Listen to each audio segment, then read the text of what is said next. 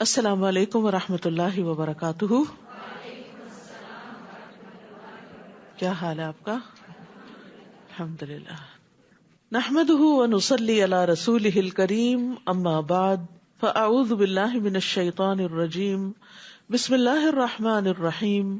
رب اشرح لی صدری ویسر لی امری واحلل عقدۃ من لسانی یفقہوا قولی. قیامت کے دن قرآن مجید سفارشی بن کے آئے گا. ابو امامہ باہلی رضی اللہ عنہ سے مروی ہے، وہ کہتے ہیں کہ میں نے رسول اللہ صلی اللہ علیہ وسلم کو فرماتے ہوئے سنا، قرآن کی تلاوت کرو، بلا شبہ قیامت کے دن یہ اپنے ساتھیوں کی سفارش کے لیے آئے گا. تو اس لیے قرآن پڑھتے رہنا چاہیے، قرآن کے ساتھ تعلق مضبوط رہنا چاہیے. زندگی کا کوئی دن ایسا نہ گزرے کہ جس میں انسان قرآن سے تعلق نہ رکھتا ہو. قاری قرآن کے لیے عزت کا تاج اور اللہ کی رضامندی ہے. ابو ہریرہ رضی اللہ عنہ سے روایت ہے کہ نبی صلی اللہ علیہ وسلم نے فرمایا، قیامت کے دن قرآن آئے گا اور کہے گا، اے میرے رب، اس قاری قرآن کو زیور پہنا دے. تو اس شخص کو عزت کا تاج پہنایا جائے گا. امیجن کریں کہ وہ کتنا خوبصورت ہوگا. پھر قرآن کہے گا، اے میرے رب، اس میں اضافہ فرمائیں، یعنی ابھی اور بھی. تو اس کو عزت کا لباس پہنا دیا جائے گا. پھر قرآن کہے گا، اے میرے رب، اس سے راضی ہو جائیں. تو اللہ تعالیٰ اس شخص سے راضی ہو جائے گا. پھر اس سے کہا جائے گا، قرآن پڑھتے جاؤ اور جنت کے درجات چڑھتے جاؤ. ہر آیت کے ساتھ ایک نیکی بھی زیادہ کر دی جائے گی. ہر آیت کے ساتھ ایک درجہ بلند کر دیا جائے گا. والدین کے سر پر نور کا تاج پہنانے کا باعث ہوگا. بریدہ رضی اللہ عنہ سے روایت ہے، وہ کہتے ہیں کہ رسول اللہ صلی اللہ علیہ وسلم نے فرمایا، جس نے قرآن پڑھا اور سیکھا اور اس پر عمل کیا، یعنی صرف حافظ قرآن ہونا کافی نہیں، من قرأ القرآن وتعلم وعمل به، تو اس کے والدین کو قیامت کے دن نور کا ایسا تاج پہنایا جائے گا جس کی روشنی سورج کی روشنی کی طرح ہوگی. اور اس کے والدین کو ایسے 2 ریشمی حلے پہنائے جائیں گے، یعنی لباس، کہ پوری دنیا بھی ان 2 حلوں کی قیمت کے برابر نہ ہوگی، یعنی اتنے قیمتی اور اتنے مہنگے ہوں گے. وہ دونوں کہیں گے، یہ ہمیں کیوں پہنایا گیا؟ تو کہا جائے گا، تمہارے بچے کے قرآن حاصل کرنے کی وجہ سے. آج ہم اپنے بچوں پر دنیا کی ڈگریاں حاصل کرنے کے لیے تو بے پناہ خرچ کرتے ہیں، لیکن اگر وہ قرآن کی تعلیم حاصل کرنا چاہیں تو بعض اوقات فیسیلیٹیٹ نہیں کرتے. یہاں سوال یہ پیدا ہوتا ہے نا کہ صاحب قرآن کے درجے تو بلند ہوں گے، ہر آیت کے بدلے درجہ بلند ہوگا، لیکن والدین کے کیوں ہوں گے؟ صرف اس لیے نہیں کہ انہوں نے پیدا کیا، اس لیے کہ انہوں نے اپنے بچے کو فیسیلیٹیٹ کیا. کوئی بھی بچہ حافظ قرآن، عالم قرآن بن نہیں سکتا جب تک اس کے ماں باپ کا اس پر ہاتھ نہ ہو اور وہ مسلسل اس کے لیے اپنا خون نہ جلا رہے ہو. کیونکہ بچہ ہی حفظ نہیں کرتا، ماں باپ کو شاید اس سے دگنی محنت کرنی پڑتی ہے. تو وہ اس کا ایک اعزاز ہوگا اور اس کا ایک بدلہ ہوگا کہ اس کو قیامت کے دن اتنا بڑا اجر ملے گا. 16واں پارہ. اعوذ باللہ من الشیطان الرجیم. بسم اللہ الرحمن الرحیم. قال ألم أقل لك إنك لن تستطيع معي صبرا قال إن سألتك عن شيء بعدها فلا تصاحبني قد بلغت من لدني عذرا. شروع کرتی ہوں اللہ کے نام سے جو بے انتہا مہربان نہایت رحم فرمانے والا ہے. قال الم اقل لك انك لن تستطيع معي صبرا. خضر علیہ السلام نے کہا، میں نے کہا نہ تھا کہ تم میرے ساتھ کبھی صبر نہ کر سکو گے؟ تو حصول علم کے لیے صبر شرط ہے. موسیٰ نے کہا، اگر اس کے بعد میں نے کوئی بات پوچھی تو پھر مجھے اپنے ساتھ نہ رکھنا، اب میری طرف سے آپ پر کوئی عذر باقی نہ رہے گا. چنانچہ پھر وہ دونوں چل کھڑے ہوئے اگلی مہم کی طرف، یہاں تک کہ وہ دونوں ایک بستی والوں کے پاس آئے اور ان سے کھانا مانگا، مگر ان لوگوں نے ان کی ضیافت کرنے سے انکار کر دیا. وہاں انہوں نے ایک دیوار دیکھی جو گرا چاہتی تھی. خضر نے اس دیوار کو پھر سے قائم کر دیا. موسیٰ نے خضر سے کہا اگر آپ چاہتے تو ان سے اس کام کی اجرت لے سکتے تھے۔ خضر نے کہا اب میرا اور تمہارا ساتھ ختم ہوا، اب میں آپ کو ان باتوں کی حقیقت بتاتا ہوں جن پر آپ صبر نہ کر سکے۔ کشتی کا معاملہ تو یہ تھا کہ وہ چند مسکینوں کی ملکیت تھی۔ تو اس سے مسکین کی ڈیفینیشن کا بھی پتہ چلتا ہے کہ بعض اوقات زکوٰۃ کا مستحق کوئی ایسا شخص بھی ہو سکتا ہے۔ آپ کو معلوم ہے نا کہ زکوٰۃ کے مستحق میں فقراء اور مساکین ہیں۔ تو مسکین کون ہوتا ہے؟ مسکین وہ ہوتا ہے جس کے پاس ہو لیکن انف نہ ہو۔ بعض لوگ یہ سوال لے کر آتے ہیں کہ وہ ہماری بہن ہے، ان کے پاس گھر تو ہے لیکن شوہر فوت ہو گئے ہیں، بچوں کا کوئی بزنس نہیں، کھانے کو بھی نہیں، تو اب کیا کیا جائے؟ ان کے پاس گھر ہے۔ تو گھر ہونے سے کوئی شخص مسکین کی کیٹیگری سے باہر نہیں آتا اگر اس کے پاس کھانے پینے اور بیسک ضروریات کے لیے نہیں۔ یعنی یہاں مسکینوں کے پاس ایک شپ تھا، یہ کشتی تھی بہت بڑی، لیکن اس سے اتنی آمدنی حاصل نہیں ہوتی تھی کہ جس سے وہ اپنی ضروریات زندگی کو پورا کر سکیں۔ تو اس لیے بعض اوقات کسی شخص کے پاس کوئی پراپرٹی ہو سکتی ہے، وہ سیل ہی نہ ہو رہی ہو، لیکن 2 وقت کا کھانا نہیں ہے اس کے پاس، تو ایسی صورت میں اس شخص کو زکوٰۃ دی جا سکتی ہے۔ ہاں، جس کے پاس ڈیلی آمدنی یا ماہوار یا ویسے اس کے پاس بہت کچھ ہے تو پھر وہ مسکین نہیں ہوتا۔ کشتی کا معاملہ تو یہ تھا کہ وہ چند مسکینوں کی ملکیت تھی جو دریا پر محنت مزدوری کرتے تھے۔ میں نے چاہا کہ اس کشتی کو عیبدار کر دوں، کیونکہ ان کے آگے ایک ایسا بادشاہ تھا جو ہر کشتی کو زبردستی چھین لیتا تھا۔ تو بات یہ ہے کہ بعض اوقات زندگی میں ایسے نقصان ہو جاتے ہیں کہ انسان کو اس کی مصلحت اور حکمت سمجھ میں نہیں آتی اور انسان اس پر پریشان ہوتا ہے کہ ایسا کیوں ہو گیا میرے ساتھ۔ تو اس کے پیچھے کیا فائدہ ہے وہ اللہ کو معلوم ہوتا ہے۔ تو یہاں بھی وہی چیز ہمیں نظر آ رہی ہے کہ مسکینوں کی ایک آمدنی کا ذریعہ تھا اور انہوں نے اس کو بھی خراب کر دیا، لیکن یہ کہ وہ اس لیے کیا تھا کہ تاکہ یہ کشتی اگر عیب دار ہوگی تو ان کے ہاتھ سے پوری نہیں جائے گی، ورنہ بادشاہ چھین لے گا۔ اور لڑکے کا قصہ یہ ہے کہ اس کے والدین مومن تھے۔ ہمیں اندیشہ ہوا کہ یہ لڑکا اپنی سرکشی اور کفر کی وجہ سے ان پر کوئی مصیبت نہ لا کھڑی کرے۔ تو اللہ سبحانہ وتعالیٰ کس طرح اپنے دوستوں کے لیے حسن تدبیر کرتا ہے۔ بظاہر تکلیف دہ معاملہ ہوتا ہے لیکن اس کے باطن میں اللہ کی رحمت ہوتی ہے۔ تو مومن کے لیے اللہ کی تقدیر اپنی خواہش سے بہتر ہوتی ہے۔ یعنی بعض اوقات آپ کی خواہشات ہوتی ہیں، آپ دعائیں کرتے ہیں، مثلاً کوئی عورت پریگننٹ ہوتی ہے، وہ اپنے آنے والے بچے کے لیے دعائیں، اس کی صحت کے لیے، اس کی زندگی کے لیے بہت سی دعائیں کرتی ہے، اس کے بہت سے خواب دیکھتی ہے، میں اپنے بچے کو یہ بناؤں گی، ایسا اور ایسا کروں گی، لیکن جب بچہ پیدا ہوتا ہے تو وہ بیمار ہوتا ہے یا معذور ہوتا ہے تو اس کے دل کے اندر ایک ڈاؤٹ آ جاتا ہے کہ کیا میری دعائیں قبول نہیں ہوئی یا مجھے دعائیں کرنی نہیں چاہیے۔ تو ایسا نہیں، بات یہ ہے کہ اللہ کو معلوم ہے کہ ماں کیا چاہتی ہے اور بچے کے حق میں کیا بہتر ہے، یا پھر اس ماں ہی کے حق میں آئندہ اس بچے کی وجہ سے کتنی بھلائیاں لکھی ہوئی ہیں جو اس کے بغیر حاصل نہیں ہو سکتی۔ تو یہاں پر بھی ہمیں یہ نقطہ یاد رکھنا چاہیے کہ بہت دفعہ ہماری دعاؤں کے برعکس ہمارے کام ہو جاتے ہیں، ہماری خواہشات کے برعکس چیزیں ہو رہی ہوتی ہیں، ہم ایک چیز چاہتے ہیں، اس سے محبت کرتے، وہ ہمیں حاصل ہی نہیں ہوتی۔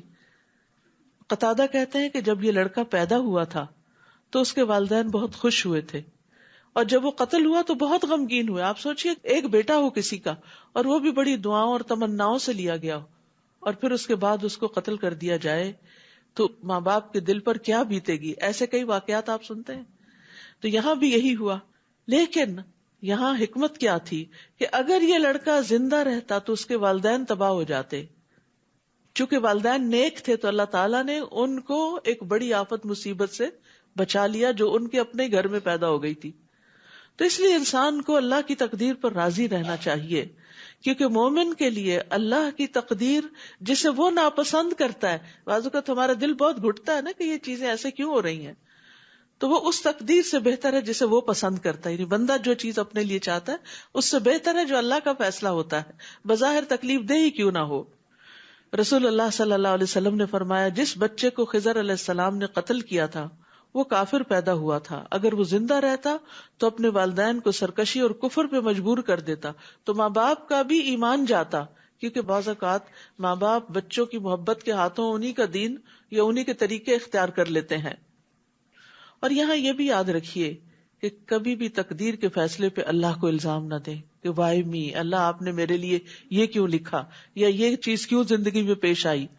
عبادہ بن صامت سے روایت ہے، وہ کہتے ہیں کہ ایک آدمی نبی صلی اللہ علیہ وسلم کے پاس آیا اور کہنے لگا، اللہ کے نبی کون سا عمل افضل ہے؟ آپ نے فرمایا، اللہ پر ایمان لانا، اس کی تصدیق کرنا، اس کے راستے میں جہاد کرنا. اس نے کہا، اللہ کے رسول، میں اس سے آسان عمل چاہتا ہوں، یعنی میرے میں اتنی ہمت نہیں کہ یہ سب کچھ کر سکوں. آپ نے فرمایا، عفو درگزر کرنا اور صبر کرنا. اس نے کہا، اللہ کے رسول، میرا ارادہ تو اس سے بھی آسان عمل کا ہے. آپ نے فرمایا کہ اللہ تمہارے بارے میں جو فیصلہ کر دیں اس پر اللہ تبارک و تعالیٰ کو الزام نہیں دینا. یعنی کچھ بھی زندگی میں پیش آ جائے تو یہی سوچنا کہ اس میں بھی خیر ہوگی، میرے رب نے مجھ پہ ظلم نہیں کیا، اس میں بھی کوئی حکمت ہے، کوئی مصلحت ہے. رضیت باللہ ربن، یعنی جب دل بھر آئے، جب دل پریشان ہو، جب چیزیں مرضی کے مطابق نہ ہو، تو یہ کلمہ اونچی آواز میں پکارتے رہا کرے، رضیت باللہ ربن، میں اپنے رب کے رب ہونے پر راضی ہوں، مجھے کوئی اعتراض نہیں، میں بالکل بھی ناراض نہیں ہوں. تو اللہ سبحانہ وتعالیٰ اس شخص کا دل بھی رضا سے بھر دے گا پھر، اور قیامت کے دن بھی اس سے راضی ہو جائے گا. فَأَرَدْنَا أَن يُبْدِلَهُمَا رَبُّهُمَا خَيْرًا مِّنْهُ زَكَاةً وَأَقْرَبَ الرُّحْمَا، لہٰذا ہم نے چاہا کہ ان کا رب اس لڑکے کے بدل انہیں اس سے بہتر لڑکا عطا کرے جو پاکیزہ اخلاق والا اور قرابت کا بہت خیال رکھنے والا ہو، یعنی والدین کے حق میں صلہ رحمی کرنے والا ہو. اور دیوار کی بات یہ ہے کہ وہ 2 یتیم لڑکوں کی تھی جو اس شہر میں رہتے تھے. اس دیوار کے نیچے ان کے لیے خزانہ دفن تھا اور ان کا باپ ایک صالح آدمی تھا. لہٰذا آپ کے رب نے چاہا کہ یہ دونوں یتیم اپنی جوانی کو پہنچ کر اپنا خزانہ نکال لیں. یہ جو کچھ میں نے کیا سب آپ کے رب کی رحمت تھی. خضر نے خود کو کریڈٹ نہیں دیا، رب کی رحمت بتائی. میں نے اپنے اختیار سے کچھ بھی نہیں کیا، یعنی یہ تو اللہ کے احکام تھے جو میرے پاس آئے تھے اور میں ان احکامات کی پیروی کر رہا تھا. یہ ہے ان باتوں کی حقیقت جن پر آپ صبر نہ کر سکے. تو اللہ تعالیٰ کے احکامات 2 طرح کے ہوتے ہیں. ایک شرعی احکامات ہوتے ہیں جو پیغمبروں کو وحی کے ذریعے دیے جاتے ہیں، قرآن کی شکل میں، حدیث کی شکل میں، اور ایک کونی احکامات، تکوینی احکامات کہ جو کائنات سے متعلق ہوتے ہیں. اس کے لیے اللہ تعالیٰ نے اپنے فرشتے مقرر کر رکھے ہوتے ہیں کہ جن کے ذریعے وہ ان احکامات کی تعمیل کرواتا ہے. اب آپ دیکھیے کہ موسیٰ علیہ السلام کے لیے چونکہ حضرت خضر جو تھے وہ ایک انسان کی شکل میں یہ سارے کام کر رہے تھے تو انہیں بڑے اچنبھے لگ رہے تھے، یعنی حیرت ہو رہی تھی کہ یہ سب کچھ کیا ہو رہا ہے اور کیوں ہو رہا ہے اور یہ کچھ ٹھیک نہیں ہو رہا. حالانکہ اسی طرح کے بہت سے کام فرشتے ہر وقت کر رہے ہوتے ہیں. کسی کی جان لے رہے ہیں، کہیں عذاب لا رہے ہیں، کہیں بارش برسا رہے ہیں، کہیں بجلی کڑک رہی ہے، کہیں کچھ ہو رہا ہے. تو ہم میں سے کوئی یہ نہیں کہتا کہ دس از انفیئر، وہ کہتا ہے دس از پارٹ آف لائف. تو خضر علیہ السلام نے جب کیا تو وہ ان کو عجیب لگ رہے تھے. لیکن جب بھی کوئی شخص اللہ کے حکم سے کوئی کام کرتا ہے، وہ انسان ہو، وہ فرشتہ ہو، وہ پیغمبر ہو، ہماری عقل میں اگر وہ نہیں سماتا، ہماری عقل سے وہ بالا ہے، تو اس پر ہمیں اللہ کے فیصلوں پہ راضی ہو جانا چاہیے، اس پر ایمان لے آنا چاہیے، کیونکہ اسی کے اندر خیر ہوتی ہے.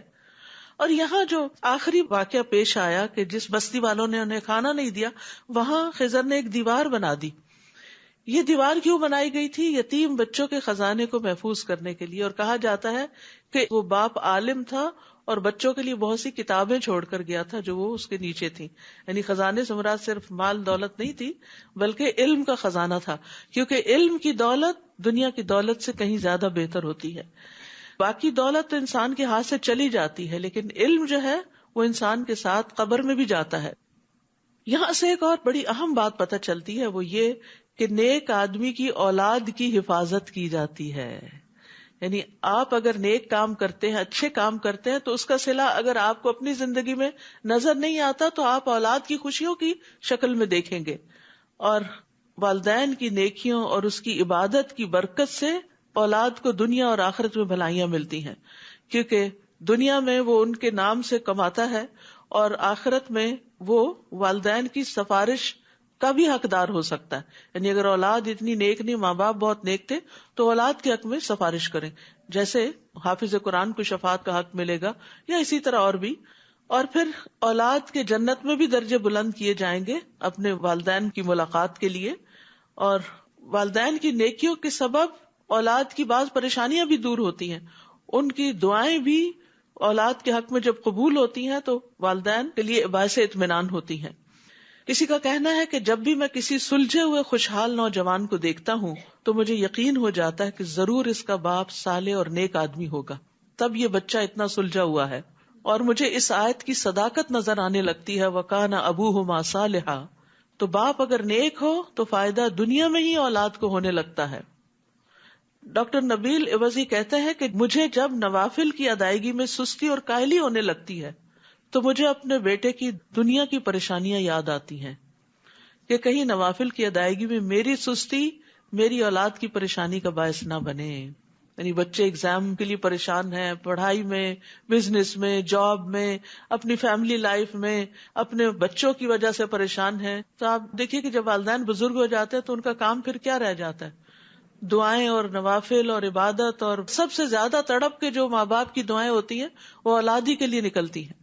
تو اس لیے وہ کہتے ہیں کہ کان ابوہما صالحا، اگر ماں باپ نیک ہوں گے، خصوصاً اگر باپ نیک ہوگا تو پھر اس کے اثرات جو ہے، یہ نہیں کہ ماں نہیں، لیکن یہاں باپ کا چونکہ لفظ استعمال ہوا ہے اس لیے ظاہری معنی کے اوپر. عبداللہ بن مسعود رضی اللہ عنہ جب رات میں نوافل ادا کر رہے ہوتے تھے تو اپنے چھوٹے بچے کو سویا ہوا دیکھ کر کہتے تھے، من اجلک یا بنیا، اے میرے بیٹے یہ تیرے روشن مستقبل کے لیے، یعنی میں نفل پڑھ رہا ہوں. اور روتے ہوئے اللہ تعالیٰ کا یہ قول پڑھتے تھے، وَكَانَ أَبُوهُمَا صَالِحًا، کہ ان بچوں کا جن کا خزانہ محفوظ ہوا ان کا باپ نیک تھا، تو میں اس لیے نیک بن رہا ہوں تاکہ میری اولاد کو پریشانی نہ ہو. ابن مسیب کہتے ہیں، اے میرے بیٹے بے شک میں نے تیرے فائدے کی خاطر اپنی نماز کی رکعتیں یا قیام زیادہ کر لیا. یعنی بچوں کے فائدے کے لیے نمازیں زیادہ کر دی. اور یہ نوافل، فرض تو سب کے اپنے اپنے ہی ہوتے ہیں، نوافل زیادہ کر لیے اس امید پر کہ تمہارے بارے میں میری حفاظت کی جائے گی، نہیں مجھے تمہاری طرف سے کوئی پریشانی نہیں دیکھنی پڑے گی. یاد رکھیے اولاد کی پریشانی جو ہوتی ہے وہ ماں باپ کو اپنی پریشانی سے بھی آگے ہوتی ہے. وہ اپنے آپ کو بھول جاتے ہیں، اپنا دکھ بھول جاتے ہیں، لیکن بچوں کا دکھ ان سے دیکھا نہیں جاتا. تو پھر وہ یہی آیت تلاوت کرتے تھے، وَكَانَ أَبُوهُمَا صَالِحًا. تو یاد رکھیے کہ جب اپنے بچوں کے اندر کوئی خرابی دیکھیں، ان کے اندر بگاڑ دیکھیں، ان کے اندر دین سے دوری دیکھیں، تو اپنی نماز، اپنی عبادت، اپنا صدقہ خیرات اور اپنی اصلاح کی طرف توجہ دیں. تو انشاءاللہ جب آپ کے اندر خیر آئے گی تو وہ خیر بچوں میں بھی ٹرانسفر ہوگی، وہ بھی اس سے فائدہ اٹھائیں گے. اور اکثر لوگ بچوں کو یہ تانا بھی دیتے نا، تم کیا ہو، تم تو اپنے ماں باپ کی وجہ سے ہی سب کچھ ہو. تو یہ ہر ایک کے لیے ہوتا ہے، کسی خاص بچے کے لیے نہیں ہوتا. سب بچے اپنے ماں باپ ہی کی وجہ سے کچھ بنتے ہیں. یعنی اللہ کا فضل تو obviously ماں باپ پر ہوتا ہے کہ وہ جو بچوں کے اندر محنت کرتے ہیں، لیکن بچے والدین ہی کی وجہ سے آگے بڑھتے ہیں. وہ والدین ہی ان کو یہودی یا عیسائی یا مجوسی بنا دیتے ہیں، یا پھر یہ کہ دین فطرت پر لے آتے ہیں. تو یہ ایک بہت بڑا کردار ہوتا ہے ماں باپ کا. یعنی پیرنٹنگ میں یہ اصول ہمیشہ یاد رکھیں. ہم بظاہر بہت سارے طریقے اختیار کرتے ہیں، لیکن یہ والی بات بھول جاتے ہیں کہ بچہ اگر جھوٹ بول رہا ہے تو کہیں ہم نے تو نہیں بولا. بچے نے اگر کہیں کوئی چیز آگے پیچھے ہیرا پھیری کی، کہیں بچپن میں ہم نے بھی تو ایسا غلط کام نہیں کیا تھا. تو انشاءاللہ جب آپ اپنی اصلاح کر لیں گے، آپ اپنی غلطیوں پر توبہ کر لیں گے، تو پھر انشاءاللہ آپ کے بچوں کے اندر بھی خیر ہوگی. وَيَسْأَلُونَكَ عَنْ ذِي الْقَرْنَيْنِ قُلْ سَأَتْلُو عَلَيْكُمْ مِنْهُ ذِكْرًا. لوگ آپ سے ذوالقرنین کے بارے میں پوچھتے ہیں، آپ انہیں کہیے کہ ابھی میں اس کا کچھ حال تمہیں سناؤں گا. بلا شبہ ہم نے اسے زمین میں اقتدار بخشا تھا اور ہر طرح کا ساز و سامان بھی دے رکھا تھا.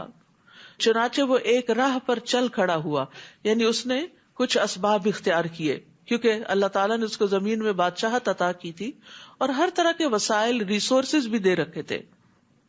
تو جب اللہ تعالیٰ وسائل دے، اختیار دے، اقتدار دے، تو انسان کو اچھے اچھے کاموں میں اپنے ان سب چیزوں کو استعمال کرنا چاہیے. حتیٰ کہ وہ سورج غروب ہونے کی حد تک پہنچ گیا، اسے یوں معلوم ہوا جیسے سورج سیاہ کیچڑ والے چشمے میں ڈوب رہا ہے. وہاں اس نے ایک قوم دیکھی، ہم نے کہا اے ذوالقرنین تجھے اختیار ہے، خواہ تو ان کو سزا دے یا ان سے نیک رویہ اختیار کرے، یعنی ہم نے تجھے اتنی اتھارٹی دی ہے کہ چاہے تم ان کو سزا دو یا ان پہ احسان کرو، کوئی فرق نہیں پڑتا، تو ہم تم سے نہیں پوچھیں گے۔ ذوالقرنین نے کہا جو شخص ظلم کرے گا اسے تو ہم بھی سزا دیں گے، پھر جب وہ اپنے رب کی طرف لوٹایا جائے گا تو وہ اور بھی سخت عذاب دے گا۔ یہ ہے انصاف کی بات۔ وَأَمَّا مَنْ آمَنَ وَعَمِلَ صَالِحًا فَلَهُ جَزَاءً الْحُسْنَى وَسَنَقُولُ لَهُ مِنْ أَمْرِنَا يُسْرًا، البتہ جو ایمان لے آیا اور نیک عمل کیے اسے اچھا بدلہ ملے گا اور اسے ہم اپنے آسان سے کام کرنے کو کہیں گے۔ یعنی نیک لوگوں کے لیے زندگی میں دنیا میں بھی آسانیاں ہوتی ہیں۔ پھر وہ ایک اور راہ پہ چل پڑا، یعنی کچھ اور اسباب اختیار کیے، حتیٰ کہ وہ طلوع آفتاب کی حد تک جا پہنچا، یعنی مشرقی کنارے پہ جا پہنچا۔ اسے ایسا معلوم ہوا کہ سورج ایسی قوم پر طلوع ہو رہا ہے کہ سورج اور اس کی قوم کے درمیان ہم نے کوئی آڑ نہیں بنائی۔ واقعہ ایسا ہی تھا، اور ذوالقرنین کو جو حالات پیش آئے اسے ہم خوب جانتے ہیں۔ پھر وہ ایک تیسری راہ پر چل پڑا، حتیٰ کہ وہ دو بلند گھاٹیوں کے درمیان جا پہنچا۔ وہاں ان کے پاس اس نے ایسی قوم دیکھی جو بات بھی نہ سمجھتی تھی۔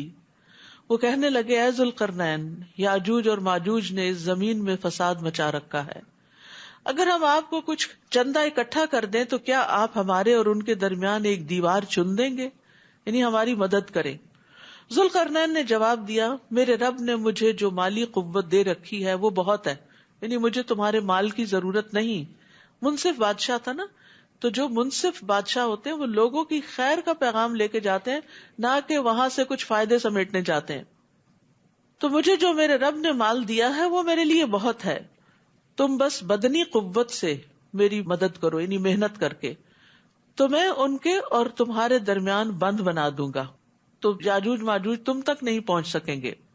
تو اس سے یہ پتہ چلتا ہے کہ ایک عادل بادشاہ جو ہے وہ اپنے رعایا کے حقوق کی حفاظت کرتا ہے، ان کی ضروریات کو پورا کرتا ہے، ان کی سرحدوں کی اصلاح کرتا ہے، اور جس مال کو وہ بیت المال میں جمع کرتا ہے ان کو وہ اچھے کاموں اور اچھے پروجیکٹس میں استعمال کرتا ہے۔ اور اچھا انتظام کرنے کے لیے بادشاہ پہ 3 شرائط عائد ہوتی ہیں۔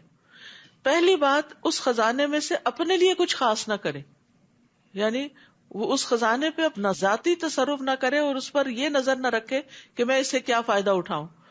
دوسرا یہ ہے کہ سب سے پہلے ضرورت مندوں پر خرچ کرنے سے ابتدا کرے اور ان کی مدد کرے، غریب لوگ اور جو محتاج ہیں ان سے آغاز کرے، اور تیسرے لوگوں کے مرتبوں کے مطابق عطیات دینے میں مساوات سے کام لے، یعنی جو لوگ اس مملکت کے اندر بڑے بڑے کام کر رہے ہوں ان کو جب کوئی سیلری یا کوئی گفٹ یا ان کے اپریسیشن کے لیے کوئی ٹوکن دیا جائے تو پھر سب کے ساتھ مساوات بھی برتی جائے، لیکن جو رعایا کی ضرورت پوری نہ کرے اس کے لیے وعید بھی ہے۔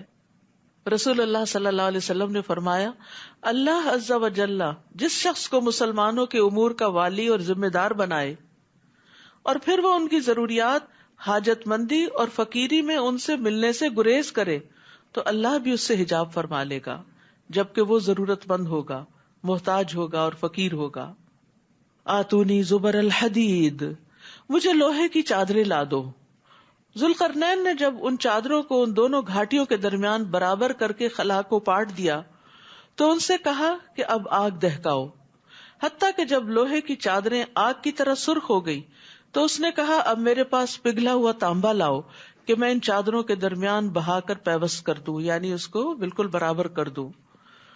تو اس سے یہ پتہ چلتا ہے کہ ذوالقرنین نے سارا کام اپنے ہاتھ میں نہیں لیا ہوا تھا، بلکہ اس کو ڈیلیگیٹ کیا اور سب کا تعاون بھی حاصل کیا۔ تو جو لوگ مل جل کر کام کرتے ہیں، کوئی چادریں لا رہا ہے اور کوئی ان کو تپا رہا ہے اور کوئی تانبا پگھلا رہا ہے اور پھر کوئی الٹا رہا ہے، تو اس سے کیا ہوتا ہے، بہت بڑے بڑے کام ہو جاتے ہیں۔ اور جب ہم اکیلے ہی سب کام کرنے کو چل پڑتے ہیں اور اپنے ہی ہاتھ میں سب کچھ لے لیتے ہیں تو پھر بڑا کام نہیں ہو سکتا۔ اس لیے نیکی کے کاموں میں جہاں دوسروں سے تعاون کرنا چاہیے وہاں دوسروں کا تعاون بھی خوشی سے لینا چاہیے، ان کو ویلکم کرنا چاہیے، ان کے آئیڈیاز کو ویلکم کرنا چاہیے، ان کی مدد لینے کو خوشی کا باعث سمجھنا چاہیے کہ آپ ان کو نیکی کا موقع دے رہے ہیں۔ کیونکہ بعض اوقات ہم یہ کہتے کیا کسی کو تکلیف دینی، کیا اس کو کہنا. نہیں، جب آپ کسی کو کچھ کہتے ہیں تو اس کو بھی ایک اچھے کام کا موقع ملتا ہے. بعض لوگ ہوتے ہیں ان کو نیکی کے کام کے اور بڑے بڑے کاموں کے بڑے خوبصورت آئیڈیاز آتے رہتے، لیکن کچھ لوگوں کا دماغ اس طرح کام نہیں کرتا. کچھ لوگ جو ہیں وہ دور تک دیکھ سکتے ہیں چیزوں کو، اور کچھ لوگ قریب کی چیزیں بھی انہیں سمجھ نہیں آتی کیا کرنی ہے. تو ایسے میں جن لوگوں کو اللہ نے ذہنی صلاحیت دی ہو، لیڈرشپ کے مقام پر فائز کیا ہو، انہیں چاہیے کہ وہ بندوں سے کام لینا بھی جانے. یعنی ایک بہت بڑی کوالٹی ہوتی ہے کہ آپ کسی کو کام لگا دیں. ایک ہے آپ خود محنت مزدوری کریں جیسے کوئی مزدور کر رہا ہوتا ہے، ایک ہے کوئی ایسا بزنس شروع کرتا ہے کہ 1000 لوگوں کو محنت مزدوری پہ لگا دیتا ہے، کتنے لوگوں کی جاب نکال دیتا ہے اس میں سے. تو یہ ظاہر ہے آبویسلی ایک بڑا کام ہے. تو ہمیشہ صرف خود ہی کام کرنے کا نہ سوچیں، دوسروں کو بھی کام لگائیں. اسی طرح گھر کے اندر بھی اپنے بچوں کو بھی ساتھ کام لگائیں، اور اکٹھے کام کرنے سے باہم محبت بھی پیدا ہوتی. فَمَسْتَطَاعُوا أَن يَظْهَرُوهُ وَمَا اسْتَطَاعُوا لَهُ نَقْبًا. اس طرح یہ بند ایسا بن گیا کہ یاجوج ماجوج نہ تو اس کے اوپر چڑھ سکتے تھے اور نہ ہی اس میں کوئی سوراخ کر سکتے تھے. ذوالقرنین کہنے لگا یہ میرے رب کی رحمت سے بن گیا ہے، مگر میرے رب کے وعدے کا وقت آ جائے گا تو وہ اس بند کو پیوند خاک کر دے گا. یعنی اللہ کے سامنے تو یہ دیوار کچھ بھی نہیں، اور میرے رب کا وعدہ برحق ہے.